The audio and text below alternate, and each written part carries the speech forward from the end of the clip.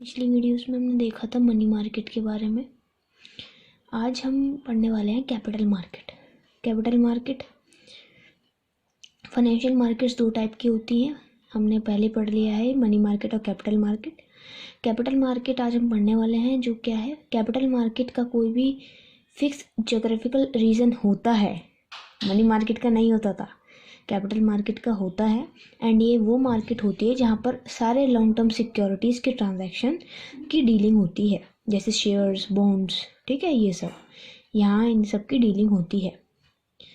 तो फीचर्स क्या हैं कि it deals in long term securities. Capital market में लॉन्ग टर्म डीलिंग्स होती हैं लॉन्ग टर्म सिक्योरिटीज़ की, यानी कि जिनकी पेमेंट का पीरियड 1 साल से ज़्यादा है। दूसरा है हमारा fulfils long term financial securities. बिल्कुल, जब लॉन्ग टर्म सिक्योरिटीज से डीलिंग होगी तो लॉन्ग टर्म फाइनेंशियल रिक्वायरमेंट्स ही फुलफिल होंगी। थर्ड है हमारा it helps in capital formation. Capital formation का मतलब है अगर हम कहीं पर भी इन्वेस्ट करते हैं तो उससे जो भी हमें प्रॉफिट आता है उस प्रॉफिट को री इन्वेस्ट कर देना, उसको किसी और जगह पे दोबारा इन्वेस्ट कर देना। तो ये कैपिटल मार्केट ही एक ऐसा स्कोप प्रोवाइड करती है ताकि हमारा कैपिटल फॉर्मेशन हो सके।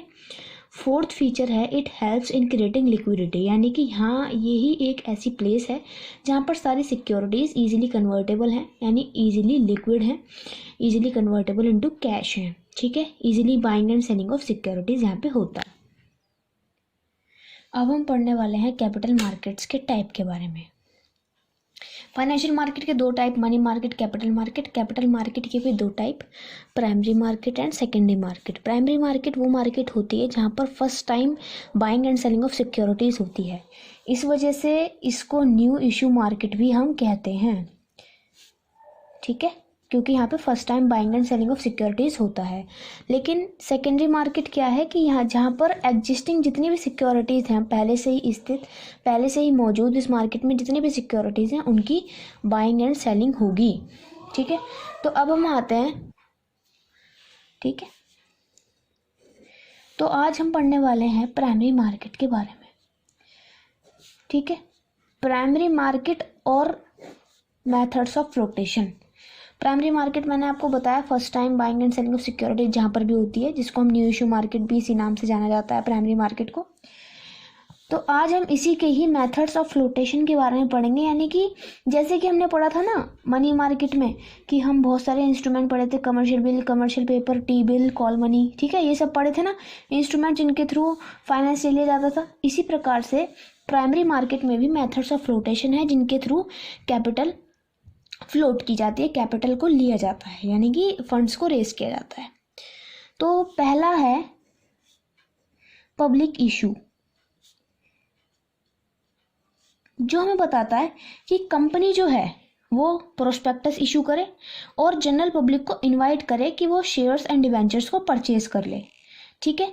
तो पब्लिक कंपनी ही खाली इसको इशू कर सकती है, क्योंकि पब्लिक कंपनी को राइट होता है ना शेयर्स को इशू करने का, तो इसलिए वो ये पब्लिक कंपनी ही खाली पब्लिक इशू वाला मेथड अडॉप्ट कर सकती हैं, ठीक है। क्या करेंगी, प्रोस्पेक्टस इशू करेंगी और इनवाइट करेंगी जनरल पब्लिक को कि भाई तुम हमारे शेयर्स और डिवेंचर्स को खरीदो, ठीक है।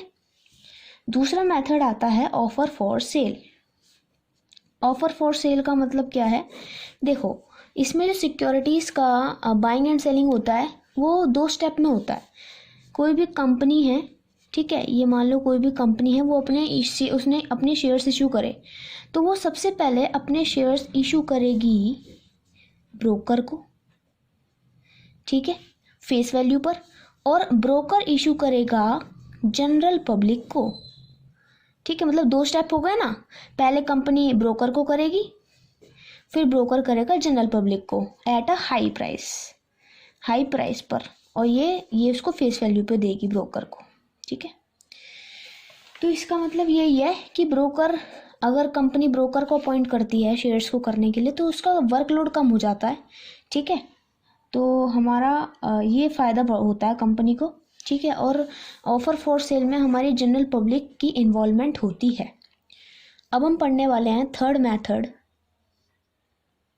जो है हमारा प्राइवेट प्लेसमेंट। प्राइवेट प्लेसमेंट कहता है कि कोई भी कंपनी जो है वो अपने जो शेयर्स है वो सबसे पहले अपने क्लाइंट्स को देगी, आउटसाइडर्स को देने से पहले, ठीक है, वो क्लाइंट्स को देगी। क्लाइंट्स कौन है?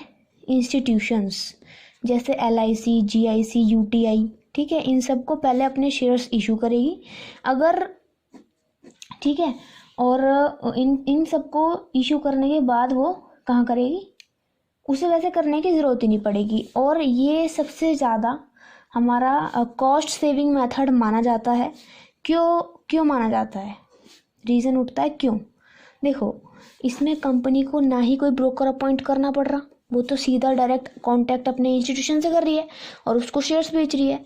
तो इसीलिए कॉस्ट सेविंग मेथड है, क्योंकि इसमें कोई भी ब्रोकर नहीं है। अगर ब्रोकर नहीं है तो कोई भी कमीशन नहीं देनी पड़ेगी, कोई भी प्रीलिमिनरी एक्सपेंसेस यानी कि जो भी प्रोस्पेक्टस इशू करने में, ठीक है, और भी बहुत सारे जो इनकॉर्पोरेशन के खर्चे होते हैं उनसे भी कंपनी बच जाएगी। तो इसलिए कॉस्ट सेविंग मेथड माना जाता है। लेकिन इसमें ये बात है कि प्राइवेट प्लेसमेंट में जनरल पब्लिक की इन्वॉल्वमेंट नहीं होती, सिर्फ कंपनी इंस्टीट्यूशंस को ही इशू करती है या कुछ स्पेशल इंडिविजुअल्स को भी कर सकती है, बट इसमें जनरल पब्लिक की इन्वॉल्वमेंट नहीं होगी। ठीक है, अब हम आते हैं फोर्थ मेथड पे, जो है हमारा राइट इशू। राइट इशू वो क्या बताता है?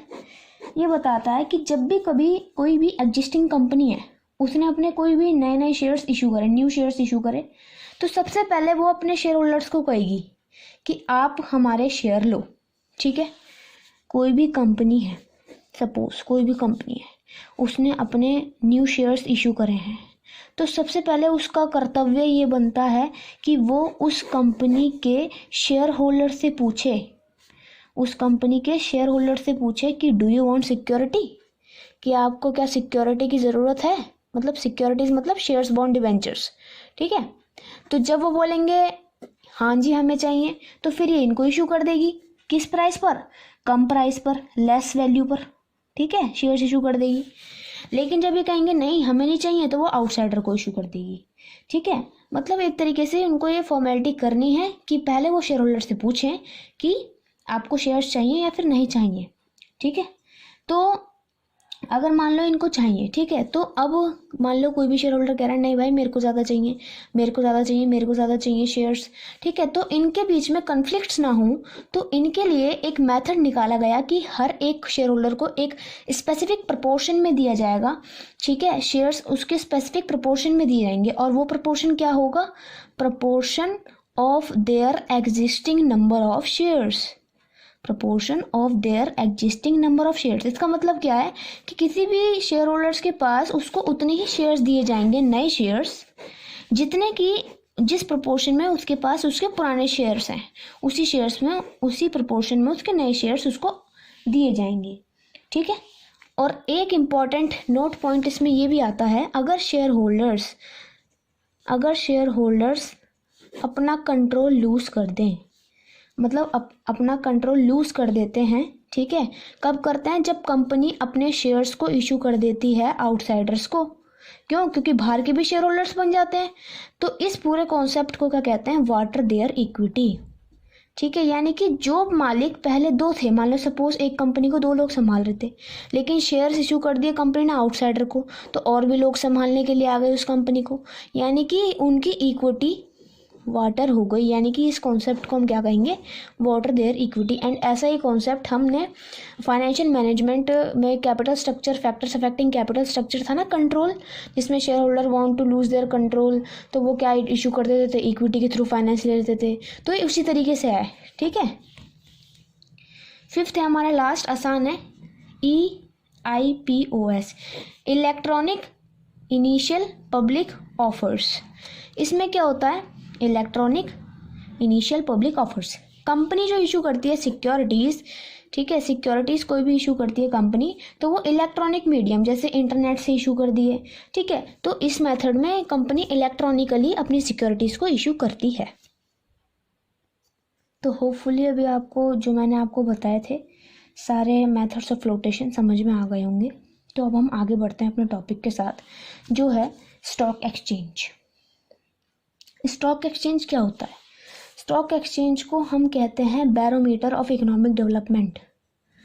मतलब यही बताता है, ये सारी इन्फॉर्मेशन प्रोवाइड करता है कि किसी भी इकोनॉमी की डेवलपमेंट कहाँ पर है, क्या सिचुएशन है उस इकोनॉमी की, ठीक है, डेवलप हो रही है या नहीं हो रही, ठीक है, मतलब बैरोमीटर है। तो स्टॉक एक्सचेंज का मतलब एक ऐसी ऑर्गेनाइज्ड मार्केट जहाँ पर सिक्योरिटी यानी शेयर, बॉन्ड, डिबेंचर्स, इनका क्या चल रहा है, बाइंग एंड सेलिंग, खरीदना और बेचना, ठीक है। अब यहाँ से एक इम्पॉर्टेंट चीज़ निकल के आती है, एक इम्पॉर्टेंट नोट पॉइंट्स हैं 2, तो वो आपको याद रखने हैं। जो निफ्टी है ना, निफ्टी हम पढ़ते नहीं है, जो भी बिजनेस न्यूज़ चैनल्स आते हैं उनमें निफ्टी और सेंसेक्स का नाम आता है ना। तो निफ्टी जो है, निफ्टी की जो वैल्यू है वो भी एक स्टॉक एक्सचेंज है, ठीक है। वो कौन सा है stock exchange, national stock exchange है, ठीक है।